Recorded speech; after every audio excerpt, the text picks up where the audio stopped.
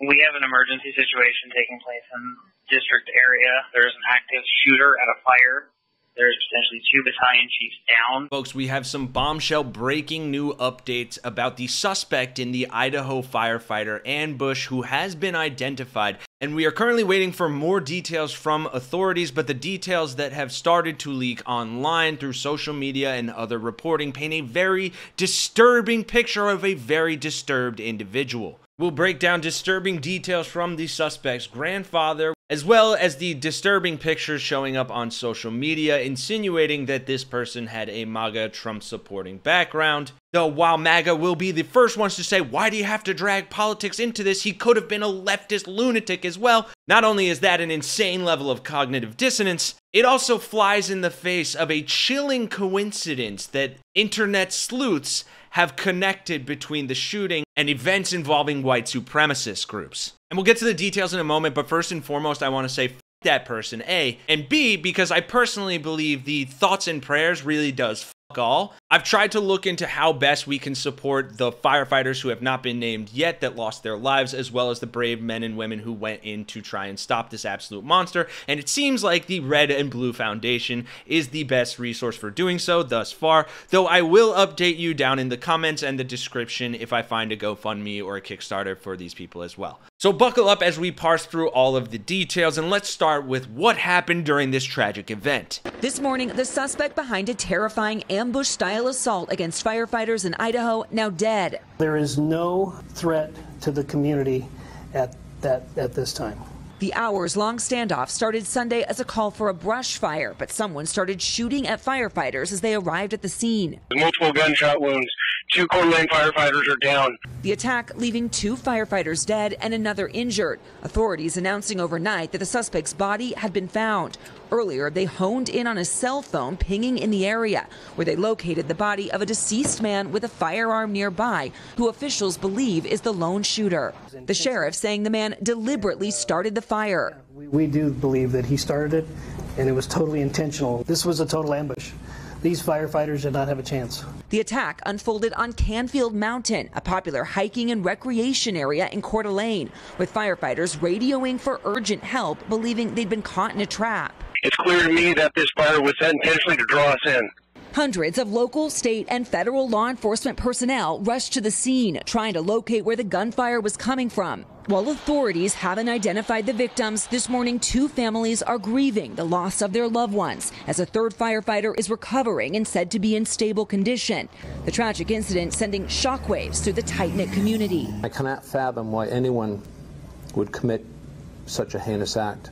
This kind of senseless violence is unheard of here. Just hours after the attack, residents and first responders holding a procession to honor the fallen. The Associated Press is now identifying the suspect as Wess Roley. Setting a fire in an area where people are hiking and then using that fire to attract and then murder the firefighters, that is terrible and sick, and only a disturbed person could commit such a heinous act. And that is the picture that we are starting to see of who this person may have been. Very disturbed. The attack reportedly stunned some members of Roley's family as his name began circulating in news reports on Monday, and they initially thought he could have been at the scene as a volunteer. Get this. His grandfather, Dale Roley, told NBC News that something must have snapped for his grandson to have committed such violence, particularly against firefighters.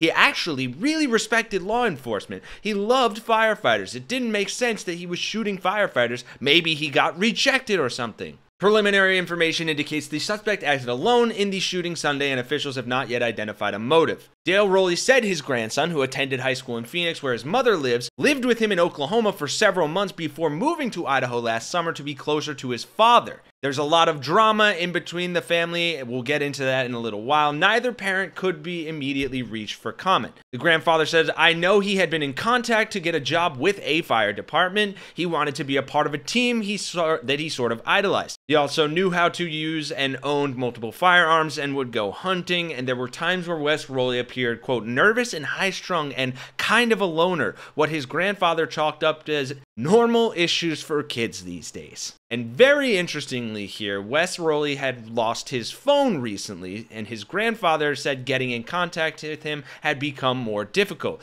The two had typically talked once a week up until about a month ago. And court documents show that Roley had a tumultuous family life growing up. His mother filed for divorce in September of 2015 when he was 10 years old, and wrote in court documents that her husband had threatened her, pushed her to the ground, and punched several holes in the wall. He threatened to sit outside my house with a sniper rifle or burn my house down, she wrote. A judge granted a protective order preventing Roley's father from having contact with his wife or son, but later amended the order to remove the son after his father wrote in a court filing that he was no longer a danger to his son or anyone else, and that his wife did not tell the truth in her statement. Neither of them have yet responded to phone calls since, but people online did find Wess Roley's mother Heather's recent post where she wished Wess a happy 20th birthday and said she was so proud of the man he had become. Love you, son, showing that they were close. Also, you can see this is her. That is an image of her with Wess Roley, which led to posts like this going viral online, where you can see her posing with what is Wes's stepfather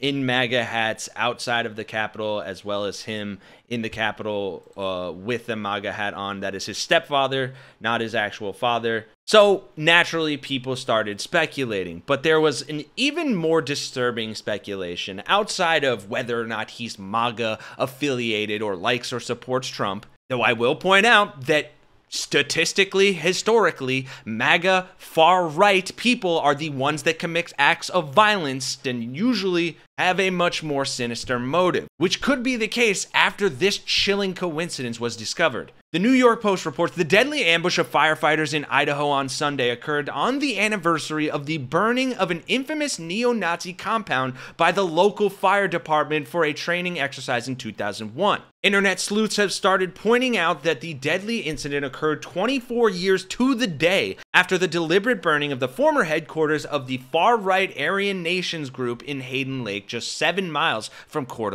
Aryan Nations leader Richard Butler was forced to sell the site in a bankruptcy sale after being ordered to pay a Native American woman $6.3 million in 2001 as part of a lawsuit brought by the Southern Poverty Law Center. This hate group's security guards had opened fire at the woman, Victoria Keenan, when she stopped outside the building with her son. Keenan then bought the dilapidated compound for $95,000, sold it to a local philanthropist who let the local Coeur d'Alene Fire Department burn it down as part of a training exercise. So now, conspiracy theorists and locals are questioning whether Sunday's incident may have been a revenge attack for the fire department's destruction of the compound. Eerie pictures taken during the 2-day fire training exercise, June 28th and 29th, 2001, show the former headquarters of the neo-Nazi group going up in flames, with multiple people on X posting about the theory linking the two things together. Some pointing out that Coeur d'Alene, Idaho was the home of the Aryan Nation, and others saying Richard Butler made his base there despite being pushed out. They have returned in the last few years. However, so far there is no indication that Sunday Sniper had any political motivations or ties to neo-Nazi groups. The Aryan Nations has been defunct since 2001, with no recent verified activity tied to the group after the death of Butler in 2004 at the age of 86. The site of the compound was later converted to a park dedicated to peace, while the lawsuit effectively bankrupted the Aryan Nations and brought about its demise. So that is where the story is thus far, and I just have to say again, fuck this garbage human being. Like, I can't believe that this is the state of our country right now, and that people are so mentally disturbed that they do something like this. And again, I don't think it necessarily has to be about politics, but the overwhelming majority of times that someone does something like this, where it is so heinous and unimaginable, you're attacking firefighters and setting a brush fire alight that could kill others as well and destroy the environment. It is almost always people on the far right, MAGA-leaning, gun-thumping, Trump-thumping, people who are so prone to violence, because while they can claim all day that it could have been Antifa, it could have been a left-wing extremist. Yeah, no, the left-wing extremists are the ones like Zohran Mamdani calling for socialized healthcare and lower rent prices. And sure, you can push back with the whole Luigi Mangione thing, and what he did was morally wrong and reprehensible, but that in no way compares to murdering firefighters, murdering political opponents in Minnesota, assassinating people. And even if it comes out this guy is left-wing, it doesn't change the fact that the policies and the ideology of the far right are what fester and foster these absolute lunatics into becoming gun craved and then thinking the best way to take out their anger on a system, law enforcement, or whatever is to violently end the life of innocent people over some sort of perceived slight or vengeance, which Trump talks about all the time, or simply just demonizing other human life so that it is valued less in their minds in order to justify ending said life. That is a purely right-wing thing. And for anyone to claim otherwise, they could go fuck themselves. You know what? I'll say this. I hope that they go off into the wilderness. I hope they take their family or anyone else that's ideologically aligned with them and thinks this stuff is okay, and they go live in the woods where they can't harm other people or be a part of society or even fucking vote. And frankly, I think that's being nice about it. Sorry for ranting, sorry for being angry again, but I just can't deal with this stuff anymore. It's incredibly heartbreaking, disheartening, and frustrating, and frankly depressing. And really, I'm genuinely serious. Like, the only thing that keeps me going, that keeps me making these videos, that keeps me hopeful, are you guys and your responses and your support, and I fucking appreciate the hell out of all of you. So thank you for watching. Thank you for caring. Thank you for helping us spread the message about this kind of stuff. And thank you for giving us a platform where we can actually go in and explore what is happening. What are people saying online? What's the story here? We're not here to lie to you. We're not here to push conspiracy theories or push clickbait thumbnails that don't tell you the actual story like other channels do. I won't name any names. But what we're trying to do here is make a better America for us, for you, for our posterity. Because when shit like this happens on a weekly basis, then this country is fucked. And it's been getting fucked for so long. And so our hope is to bring a little humor, a little humanity to stories when we can, and to just keep you guys informed. So thank you all for everything you've done for us so far, for everything you've done for me personally as well. I really appreciate you guys. I'm sorry for the rant again. I'm Kenny Hesse for Really American. I'll see you guys in the next one.